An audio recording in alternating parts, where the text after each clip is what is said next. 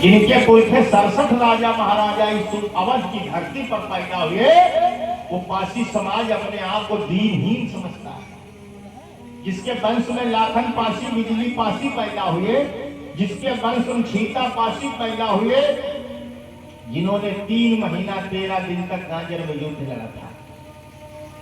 आला में पहले सुनाते थे ना, पहले आला खूब होता था साढ़ में सावन में। हमारे पुराने लोग सब बैठे बुजुर्ग जानते हैं। तो आला में यहाँ गावत रहा, बड़े लड़ैया महबा वाले जिनकी मार सही ना जाए, एक कमारे 2 मर जावे, तीजा खाई मर जाए। जब हम लोगों ने इतिहास पढ़ा तो पता चला महाराजा बिजली पासी बिजनौर के राजा, महाराजा सातम पासी संचान कोट के राजा, और दोनों भाइयों ने मिलकर के एक गांजर की धरती की रक्षा किया था और 3 महीना 13 दिन तक गांजर में एक समान घमसान युद्ध किया था। आल्हा उदर जैसे प्रतापी बहादुरों के साथ में उन्होंने पंजा लड़ाया, रणभूमि छोड़ने के लिए मजबूर कर दिया। और तब यह समझ में आया कि बड़े लड़ैया गांजर वाले जिनकी मार सभी राजा।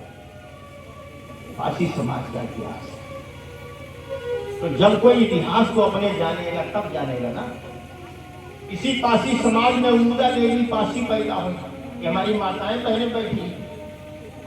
उदा देवी पासी ने 36 अंग्रेजों को लखनऊ में मारा था। इसमें कितनी हमारी माताएं बहनें उनका नाम नहीं जानती। अगर आप नाम नहीं जानती हो तो आप अपनी बेटियों को क्या बताओगी? यही बताओगी तुम दलित हो, तुम नीच हो। मैं तो अपने बच्चों को कभी ये नहीं बताता कि मैं नीच हूं, मैं दलित हूं। मैं तो अपने बच्चों को बताता हूं मैं तथागत गौतम बुद्ध का वंशज हूं, मैं बाबा साहब डॉक्टर अम्बेडकर का वंशज हूं, महाराजा लाखन पासी बिजली पासी का वंशज हूं।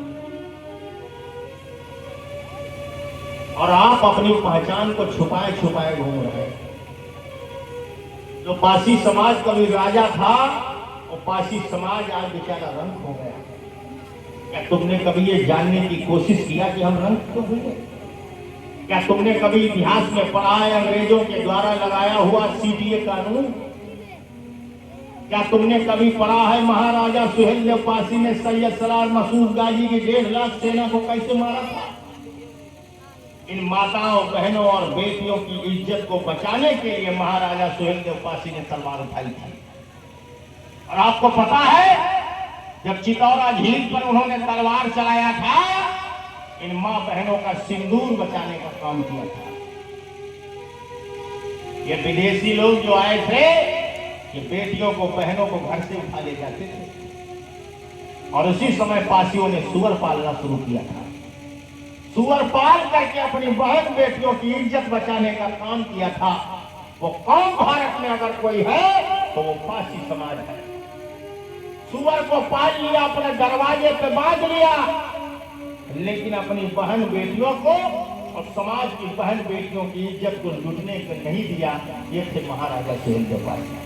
अब कोई कहेगा आनंद राजा तुम तो पासियों की कथा सुना रहे हो। नहीं, तुम्हें कौन से कोने से लग रहा है वो पासी थे? राजा तो सबका होता है। किसने तुमको बता दिया कि खाली वो पासी थे तो पासियों के राजा थे?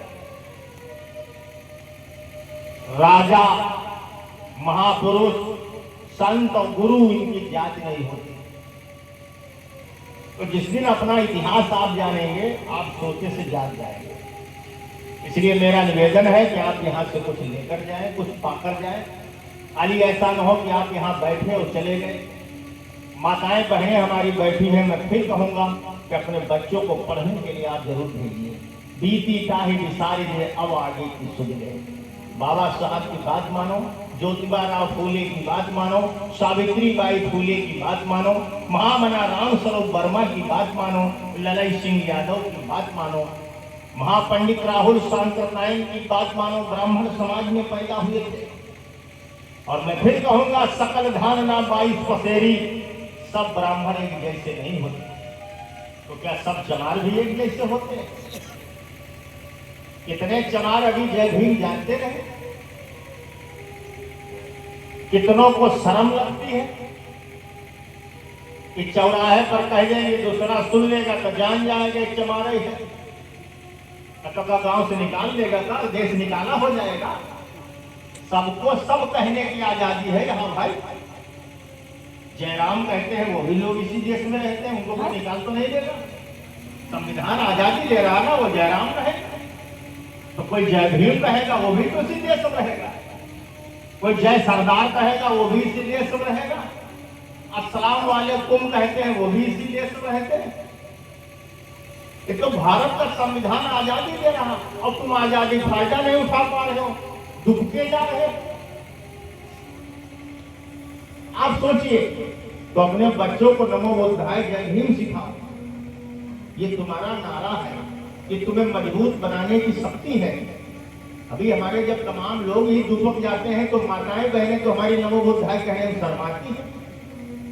नमो बुद्धाय का मतलब है आदमी आदमी में बराबरी।